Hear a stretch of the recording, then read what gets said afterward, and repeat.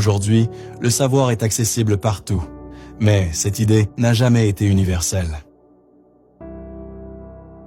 En Afrique, tout savoir n'était pas fait pour être donné. Avant l'école moderne, l'Afrique avait déjà ses écoles. Elles n'avaient pas de murs, mais elles avaient des règles. On apprenait en regardant, en imitant, en attendant. Savoir n'était pas un privilège, c'était une responsabilité. Les anciens initiaient les jeunes. L'enseignement se faisait par catégorie, d'âge, de caste, de lignée, et en fonction de la destinée des enfants.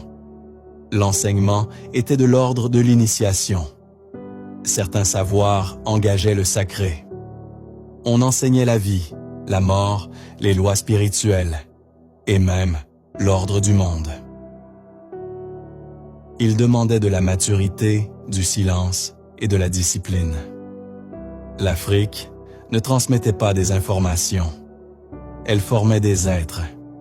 Le savoir transformait totalement celui qui le recevait. Au XIVe siècle, Tombouctou était l'un des plus grands centres de savoir, grâce à l'université de Sankore, qui était un grand centre d'enseignement. De nos jours, le savoir circule plus vite que la sagesse. Alors, une question demeure. Que devient la transmission? Tout savoir n'est pas fait pour être enseigné.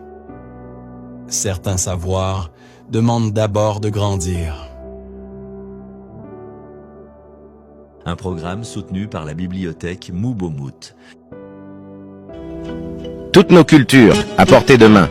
Roots TV. Au cœur de nos racines. Télécharge maintenant.